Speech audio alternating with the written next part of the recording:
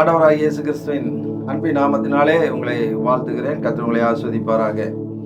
குணமாற தின தியானம் என்ற நிகழ்ச்சியின் வாயிலாக உங்களை சந்திப்பதிலே நான் மிகவும் மகிழ்ச்சி அடைகிறேன். நம்மை பற்றி தேவனுடைய விருப்பம் என்ன என்பதை நாம் பார்த்து வருகிறோம். நாம் ஆண்டவரை அறிகிற அறிவிலே வளர வேண்டும் என்று சொல்லி ஆண்டவர் விரும்புகிறார். நாம் ஆண்டவரை போல நாமும் மாற வேண்டும், அவருடைய சிரசளவு வளர வேண்டும் என்று சொல்லி ஆண்டவர் விரும்புகிறார். கடந்த நாட்களிலே நாம் பார்த்தோம், நம்முடைய தேவன் அவர் வானத்தையும் பூமியும் சமுத்திரத்தையும் அதில் உள்ள எல்லாவற்றையும் படைத்தவர். அவர் சர்வ வல்லமை உள்ள தேவன். அவர் நம்மை பார்க்கிறவர், நம்முடைய உபத்திரவத்தை காண்கிறவர், அதே மாதிரி நம்முடைய கஷ்டத்தை அறிந்திருக்கிறவர், அதே போல நம்முடைய கூக்குரலை கேட்கிறவர், நம்மை விடுவிக்கிறவர், நம்மை விசாலமான தேசத்திலே கொண்டு போய் வைக்கிறவர் என்று சொல்லி நாம் பார்த்தோம். அப்புறம் நம்ம பார்த்தோம், அவர் நம்மோடு கூட வருகிறார் என்று சொல்லி. யோசுவாவோடு கூட இருந்து கர்த்தர் அவனுடைய வாழ்நாளிலே அவன் என்ன செய்ய வேண்டுமோ அதையெல்லாம் செய்து முடிக்க அவர் கூட இருந்தார் என்று சொல்லி நாம் பார்த்தோம். இன்றைக்கு என்ன நம்ம பார்க்க போறோம் அப்படின்னு சொன்னா, நம்முடைய ஆண்டவர் நமக்கு துணை நிற்கிறவர் என்று சொல்லி நாம் பார்க்க போகிறோம். ஏசாயா தீர்க்கதரிசன புத்தகத்திலே 41ஆம் அதிகாரம் 13-14 வசனத்தை நாம் வாசித்தால், உன் தேவனாய் இருக்கிற கர்த்தராகிய நான் உன் வலது கையை பிடித்து பயப்படாதே, நான் உனக்கு துணை இருக்கிறேன் என்று சொல்லுகிறேன்.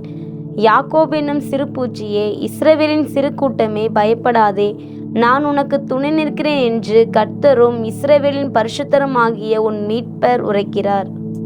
இங்கே அன்பானவர்களே நாம் பார்க்கிறோம், ஆண்டவர் சொல்லுகிறார், பயப்படாதே, நான் உன் வலதுகையை பிடித்து உனக்கு நான் துணை நிற்கிறேன் என்று சொல்லி ஆண்டவர் இங்கே சொல்லுகிறதை நாம் பார்க்கிறோம். அதாவது நம்மோடு கூட வருகிறவர்கள் நிறைய பேர் வருவாங்க. பஸ்ல போறோம், ட்ரெயின்ல போறோம், ஃப்ளைட்ல போறோம். அதாவது நம்மோட கூட நிறைய பேர் வருகிறார்கள். நமக்கு கூட வரேன்னு சொல்லி கூட நிறைய பேர் வருவார்கள். ஆனால் துணை நிற்பது யார்? எதிரிகளை கண்டால் விட்டுட்டு ஓடுறவங்க நிறைய பேர் இருக்கிறாங்க. இயேசுவோடு கூட 12 சீசர்கள் இருந்தார்கள். அங்கே பேதுரு சொன்னா, ஆண்டவரே, சாகிறதா இருந்தாலும் நான் உங்க கூட தான் சாவேன் அப்படின்னு சொல்லி அவன் சொன்னான். ஆனால் இயேசுவை அவர்கள் போர் சேவகர்கள் வந்து பிடிக்கும் போது எல்லாரும் விட்டுட்டு ஓடிட்டாங்க. அது மாதிரி இன்றைக்கு நாம் நம்முடைய வாழ்க்கையில மனிதர்களைப் போல நமக்கு ஆபத்து வரும்போது, கஷ்டங்கள் வரும்போது, பிரச்சனைகள் வரும்போது விட்டுட்டு ஓடுறவர் அல்ல நம்முடைய ஆண்டவர். அவர் நமக்கு துணை நிற்கிறவர். துணை நிற்பது என்றால் என்ன அப்படின்னு சொல்லி நம்ம பார்த்தோம் அப்படின்னா, நாம் எதற்கு போராடுகிறோமோ, எதிலிருந்து விடுதலை பெற போராடுகிறோமோ கூட இருந்து நமக்கு உதவி செய்கிறவர். துணை என்று சொன்னால் நமக்கு உதவி செய்கிறவர் அப்படின்னு சொல்லி அர்த்தம். ஆகையினாலே நம்முடைய தேவன் நாம் என்னவெல்லாம் செய்கிறோமோ இந்த உலகத்திலே, எதெல்லாம் செய்ய முடியாதபடி நாம் கஷ்டப்படுகிறோமோ அதிலெல்லாம் நம்மோடு கூட நின்று யுத்தம் பண்ணி நம்மோடு கூட அவர் தங்கி இருந்து நம்மை பாதுகாக்கிறவர் தான் துணையாய் இருப்பவர் என்று சொல்லி நாம் பார்க்கிறோம்.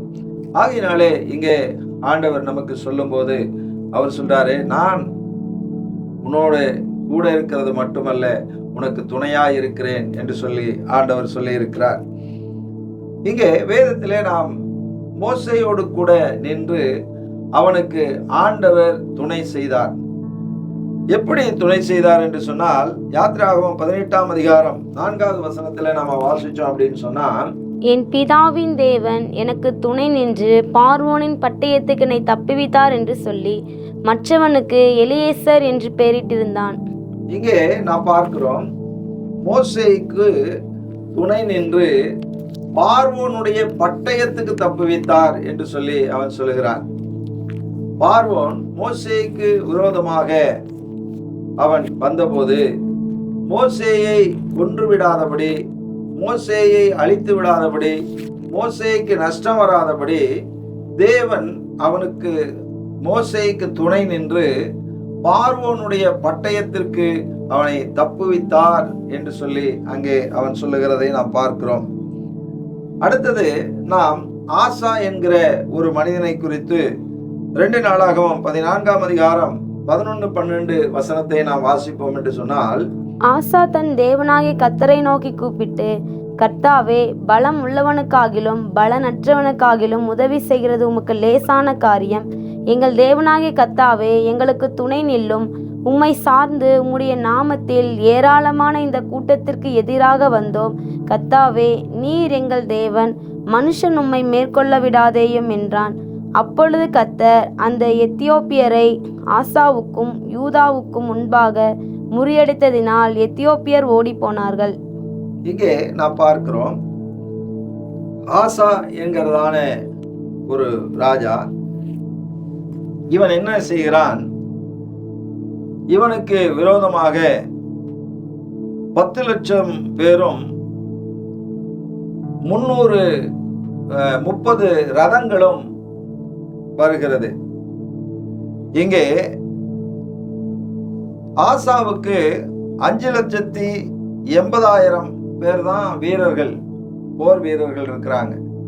ஆசாவினிடத்தில் இருக்கிற போர் வீரர்கள் 5,80,000 பேர். ஆனால் இவர்களுக்கு விரோதமாக எவ்வளவு பேர் வராங்க அப்படின்னு சொன்னா 10 லட்சம் வீரர்கள், அதே மாதிரி 30 ரதங்களோடு கூட போர் செய்யக்கூடிய வீரர்கள். ஆனால் இங்கே ஆசா என்ன செய்கிறான்?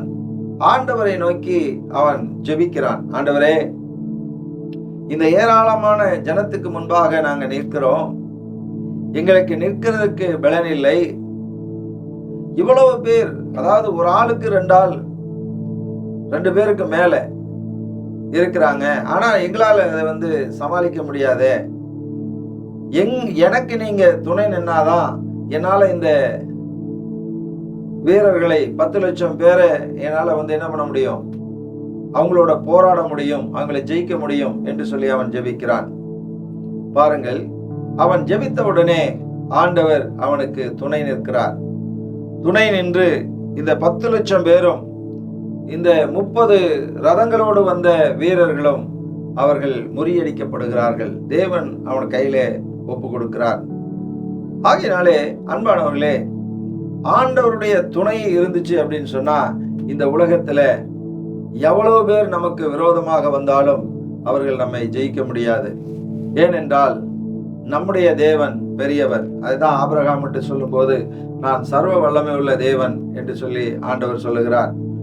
அதே போல ஆண்டவர் சொல்றார், என்னால் செய்ய முடியாத காரியம் ஒன்று உண்டோ என்று சொல்லி அவர் சொல்லுகிறார்.